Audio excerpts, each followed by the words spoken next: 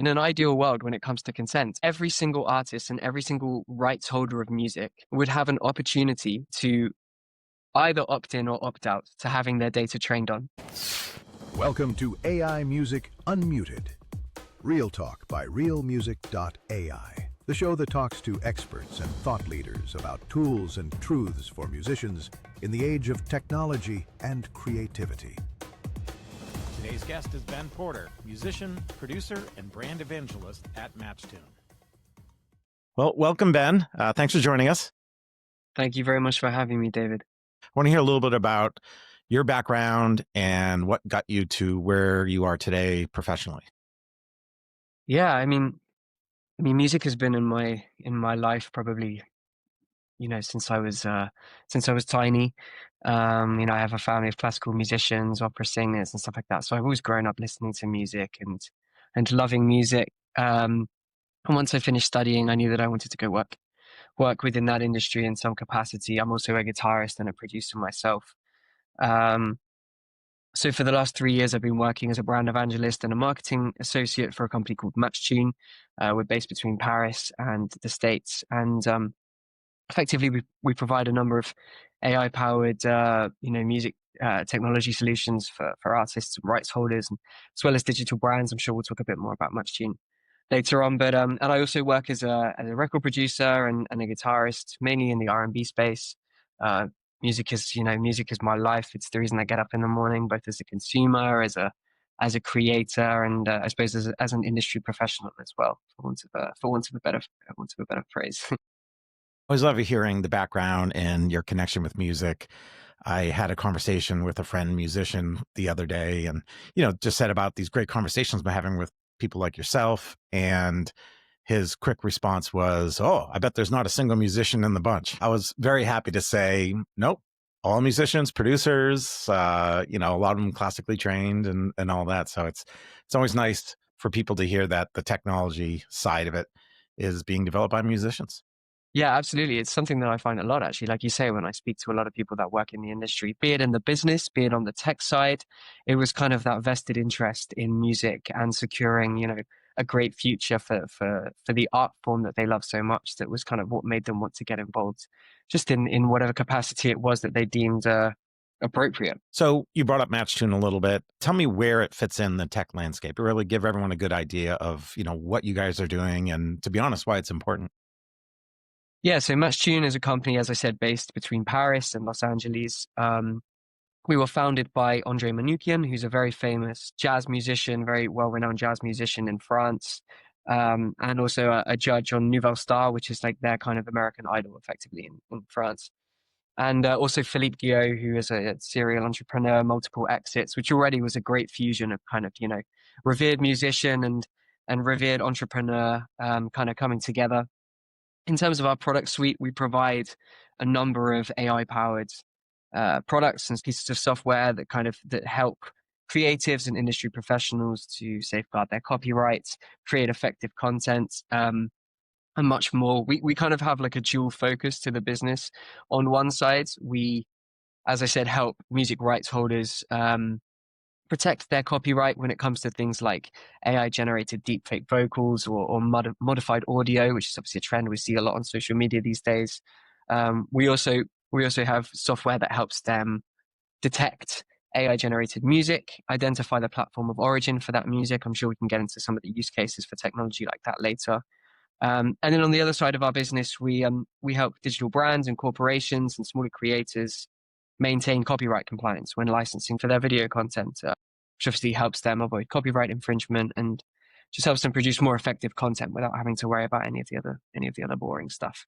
Yeah, well, I asked, why is it important? And I think we've already touched on that a little bit. So it brings up a question for me. It's, sometimes music today feels a little divided, especially in this age. We have creativity on one side, compliance, ethics, payments on the other side. How do you think that we navigate this creative process so it just feels enhanced? Yes, I mean, well, particularly in the landscape that we have right now is, as you say, it's incredibly divided. It feels as though there is a really huge clash between creators and tech. I think particularly as we see AI come into it right now, and I think what kind of exemplifies this the most is when we talk about things like licensing and compliance and consent, when AI companies train on copyrighted material. And I think, it's obviously incredibly hard to balance creativity and technological innovation, but I think that we have a space right now which is veering slightly more towards technological innovation than it is protecting the creative rights of artists and musicians. And for myself, as a musician and an industry professional, somebody who listens to music, consumes music, and works in music on a daily basis, I view that as really, really worrying, because I think it's only going to produce an industry that is given less value by the tech sector effectively. Yeah, and music listeners as well, right? Yeah, 100%, because that's what it all plays back to. That's the consumer at the end of the day. We have a reputation to defend. Yeah, absolutely. So consent is certainly a big topic. Let's chat about that a little bit. So what does true informed consent look like in practice, and how realistic do you think it is to be able to scale it? I think, obviously when we talk about consent, we talk about things like opt-in and opt-out. When it pertains to AI, I mean, and currently we don't obviously have that. Like I say, it's looking from a tech perspective and from a legislative perspective, it's looking like we're going to move further and further away from that in the interests of winning the AI race from multiple countries. So, but I feel like, to answer your question, in an ideal world, when it comes to consent, there would be every single artist and every single rights holder of music would have an opportunity to either opt in or opt out to having their data trained on. If they decide to opt in, then they should be paid either as a flat fee at the beginning, some kind of like advance, if you will, or some kind of split of a royalty pool from the outputs of that these Gen AI models make. And overall, just have a little bit more control, because currently artists and creatives and musicians don't have any control over how their works are used to train AI systems, which are ultimately going to be creating content that they will be competing with. And that feels really unfair. Right. So I guess that ties into how you guys are helping, or the service that you're providing. How does AI detection help labels, publishers, and artists? And how advanced can we get with this? Yeah, I mean, in terms of what MatchTune offer, I think there are kind of two products that come to mind. The first is Covernet. And what Covernet does effectively, it's a comprehensive AI-powered music copyright scanning service. So if you are an artist, if you're a label, a publisher, whichever artists kind of, are under your jurisdiction, you can scan all key channels. So that, Instagram, YouTube, all of these platforms, for copyright infringements on those artists' copyrights. So let's say you look after SZA and Bruno Mars, you can scan all these platforms and find deepfake vocals of Bruno Mars and modified versions of SZA's music. We get a lot of like slowed plus reverb iterations of songs being posted to online platforms. You can detect things like these, and ultimately, when people post this kind of content on YouTube, the revenue often doesn't go back to the artist or the rights holder, and that's not fair. So what Covenant's trying to do is just increase visibility and also help artists and rights holders uncover all of the revenue that they deserve based on their copyright. So that's one side of things. And obviously, like I say, deep fakes and AI-generated vocals are a huge part of that. We also have a platform called DeepMatch, which helps users understand whether a piece of music that's been uploaded is AI-generated or human-generated. And then it can also let them know whether, which platform, for example, that song was generated on, be it Suno, Udio, Boomi, or any of the others. And that's a slightly different use case. I would say that that's more focused around transparency at this stage. We don't have a lot of transparency, rather, at the minute when it comes to whether a song was created by AI or not. I think the Velvet Sundown, which people talk a lot about in the industry, everyone kind of went crazy over, is kind of a classic example of that, because for a good week or two, as much as we had our suspicions, we didn't actually know for sure whether their music was AI generated or not. And I think if we had a much more centralized system using technologies such as DeepMatch that MuchTune provides in place, we would be able to understand a little bit more about that kind of thing. And then we would be able to handle things like copyright and revenue and compensation and royalties a lot easier. So I think we have a couple of focuses within that kind of space. I just think about, do we need more industry-wide framing for AI consent and licensing, something like a new content ID? And then how would the DSPs be using that? And the compliance bodies, how would they, fit into all of this? I think we're Yeah, seeing it all unfold in real time right now. yeah, absolutely. And you brought up content ID, and obviously content ID is absolutely has been so fantastic for YouTube in detecting copyright infringements and stuff like that. But it does struggle when it comes to more kind of obscure and hidden infringements. And that, I suppose, is what Covenant and Covenant's proprietary AI is all about. It's like detecting the infringements that you wouldn't be able to find otherwise, because it's one thing being able to just detect, one-to-one uses of your master on Instagram or YouTube and stuff like that. But sometimes when there are audio modifications or when the metadata is a bit more complex, um, it's harder to kind of uncover those infringements. And that's what Covenant's in place to help rights holders be able to do. What's the advantage, just going back one question, of knowing where the AI music was generated? How is that being used? And I know there's things you can talk about, things you can't, but how's that information being used? Yeah, so I think a use case for DeepMatch, which is the software that does that, is, for example, if you're a record label and if you're a publisher and you're being sent music, perhaps as part of a pitch, or could be for some kind of sync opportunity, or there are a myriad of different reasons that labels and publishers receive music these days. You need to be able to know whether that music was AI generated, because you need to know who created it. You need to know who, if anyone, needs to be earning royalties from that.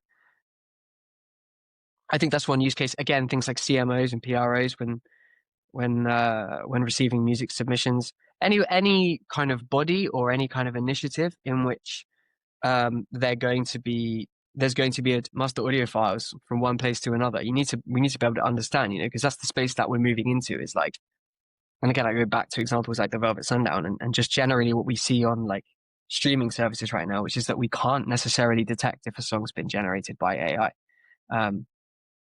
So I think there is just a number of use cases. DSPs, again, need to be able to detect whether they harbor content that's AI generated and isn't marked as so. An interesting experience I had is I listen to music for purpose sometimes. So I listen to certain focus music or even sleep music, sometimes just ocean waves. But I remember finding out how much of that is AI generated. And it sort of changed that, while I'm sleeping or while I'm working and it's something to help me focus with, a headset on, that it's, AI generated music. It did change my relationship I had with, say, the focus music. In what way? In a way that there wasn't somebody with a DAW creating it. It was just a computer creating it. And I guess I was using it for such purpose, again, to focus or to sleep, that it's something I'm sort of ingesting, and how it was created, just it had an effect on me. And I'm actually not answering your question well, because I'm not sure why. No, yeah, it does make total sense. As much as it's probably hard to articulate, it's a weird listening experience because you don't have that connection to a human author. Sure.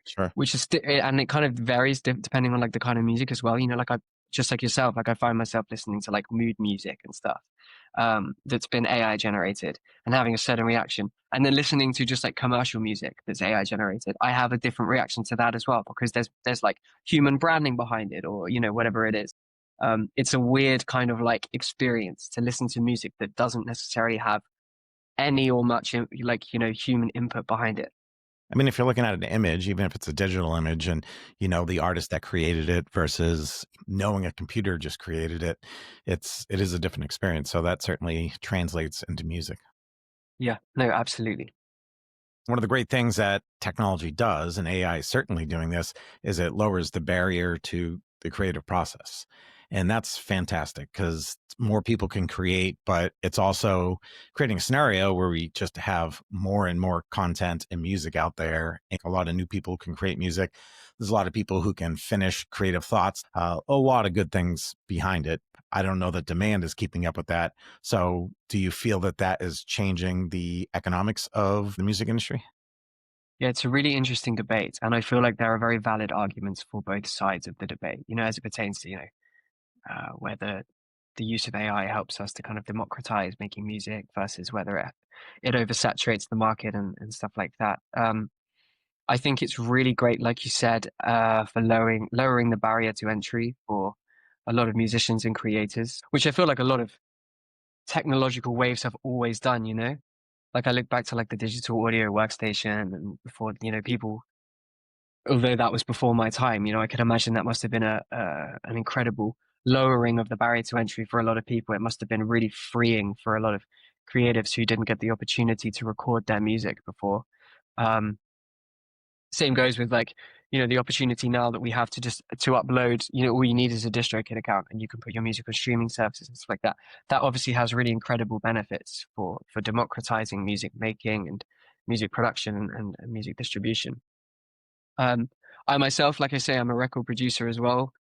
I use a number of AI tools in my workflow. I've used the Isotope suite for as long as I can remember to clean up messy recordings. I've used Lambda to master demo mixes to send to labels and artists and publishers. I've even worked in sessions before where we've used AI to write a bass line or a keys part, you know? So even if you're already doing this and you have all the tools available at your disposal, there's no doubt that AI helps you create better music as well. So none of this debate is like anti-AI because in many ways it's just going to facilitate music making in some really beautiful, brilliant ways. Um, but like I say, there are valid arguments on both sides of the debate. And what also worries me is that even before this period of time, we were talking about an oversaturation of music on streaming services, you know. I can't remember the exact statistics, but it's something like 100 million songs on streaming services or something like that. Or it's even like 100,000 new songs on streaming platforms every day, which is really, really worrying. And then when you factor in, I mean, that's humans creating music, you know, and Yes. sometimes it doesn't take us long to make it, but it's not 10,000 tracks in 2 minutes or a minute, you know? So that really worries me as well, the market oversaturations. I'm sure there'll be ways to control it. Again, I think it's about labeling content and being pretty transparent about what is AI generated and not. That's one way to get around it. Also, I care a lot about homogeneity. I think right now, a lot of AI generated music is very derivative of whatever it trains on, and it's very homogeneous as a result. And I think another worry of mine as probably just as a consumer is that I would want to know what I'm listening to purely in the sense that like I still want to listen to human innovation and I still want to feel like I can always discover the next great piece of music. And I suppose one worry of mine with how much AI seems to be democratizing this space is that we lose that. We lose human innovation. That's something that I care quite deeply about, I think. And all of us should. Well, you know, it is a choice as the listener, right? As long as we know what we're listening to, we can make a choice. But, you know, it does come down to taste, and, you know, everyone likes a McDonald's hamburger now and then, right? So it's not always everyone has good taste, and yeah, it's a push and pull. Yeah. It just depends how far we push and how far we pull. I had a interesting conversation with Kyle Billings at Kits, and he's a musician himself, producer, but he's a vocalist is his, you know, main instrument. And we had a great conversation, just, you know, how personal the voice is, because everyone has one. We talked about vocals. Could you treat them like sample packs, right? A bunch of different snare drum sounds isn't nearly as personal as someone's voice. And he said that he actually has his voice available on Kits. And he went through that experience. So where people are licensing and using his voice.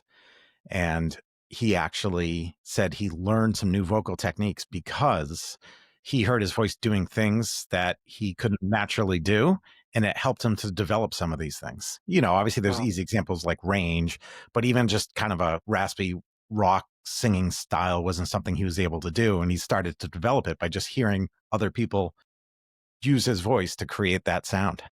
Wow, what an incredible thing that is. Yeah, I feel like that's a great example as well. AI will help us find new ways to be creative, which is something that we should obviously welcome. Yeah, and he says it's nice to get some money now and then too. Yes, that's the other thing. It opens up new revenue streams as well, you know. Yeah, you know, you can get paid when you're just recording something, or, you know, royalties down the road, but there's a lot more songs being recorded than there are successful. So getting, you know, kind of a session fee, if you will, virtually isn't a bad thing at all. And we all need multiple revenue streams. It's nice to be able to do it without just selling t-shirts. Yeah, absolutely. So looking ahead, what excites you about what is going to happen, or you even think may happen with AI and its role in creativity? Well, I'm really excited by the companies that I see that really seem to care for human authorship. So I think about companies like Beethoven, and I think about 11 Labs, whose model now has licensing deals in place with publishers and labels. So I'm really excited by that because I think that that's just going to push forward for, a space in which we can get things like licensing deals across the board for artists and music rights holders. Hopefully, we can get a similar thing with all generative AI companies, and then we have this beautiful system in place whereby, I say beautiful, I mean, I'm sure that it will have its problems, but in which we can have this AI music created, and it's not such a free for all whereby like no one's receiving any money for it, and so that really excites me. I'm really excited by all of the other possibilities that we will see with AI. I'm not an AI technology as much as I work for an AI technology company. I don't create the technology myself. So I'm always just fascinated purely from a technological perspective, of what are we going to be able to do in 2 years with AI? Like, what is it going to be able to, do for us in a creative capacity? And I think that there are so many use cases in which we'll be able to supercharge creativity and really democratize music making for people in some amazing ways. There are a lot of worries that come with both of those things as well. But I suppose it's good to be optimistic. So perhaps I'll reserve them. Hmm. Well, 40 years ago, there was concern about MIDI, and, we've been through these type of things a whole bunch of different times. Yeah. Yeah. And the weird thing is I've never had that experience because by the time I was making music, I had Logic Pro and I had all of the tools in place to make music. I've never known a world where I couldn't make music and put it out. So I suppose to some degree, I have a little bit of a sheltered perspective when it comes to these things. And this is like the first technological revolution, if you will, even though it's not. Like, this is the first major technological revolution that I suppose you could, if you wanted to, compare to something like MIDI or the DAW, something like that. So I suppose I'm also going into this with a bit of like a blissful unawareness as to where it's going to take me. Well, we haven't figured it all out, but we have survived sampling and digital and DAW and MIDI, and now we're still figuring out, streaming. But we'll get through all this. Yeah, 100%. I think it helps you find new ways to be creative. I think people, if you talk to somebody about sampling, you know, in the 50s or 60s, they wouldn't have necessarily viewed that as an artistic technique. You're not playing an instrument. You're not recording yourself doing anything per se. When in actual fact, when you actually see it in practice, it's an incredibly artistic, incredibly creative thing to do. So I think also that we'll probably just see a world whereby like creativity is also kind of reinvented in a way and reimagined. Like perhaps being great at prompting an AI is a new form of creativity. Or, like you were giving the example as well, being able to reinterpret your voice using a platform in a new genre that you'd never tried before. People can probably push their voice further using AI. So you can explore genres and styles that you never would have been able to before. All right, Ben. Well, thank you. I loved hearing your perspective. And again, it's always good to hear about a musician and producer working in the tech space. Where can people learn more about MatchTune? So you can visit our website. We have www.matchtune.com. That's our website. Also on the socials. And also, if you'd like to get in touch, it's contact@matchtune.com. Great. Thank you very much for having me, David. It's great to be able to have these kind of conversations. All right. Well, thank you. And thank you, everyone, for listening. Check out RealMusic.ai for more AI music resources. Please like, comment, and subscribe. And thanks again for listening. Thank you, Ben.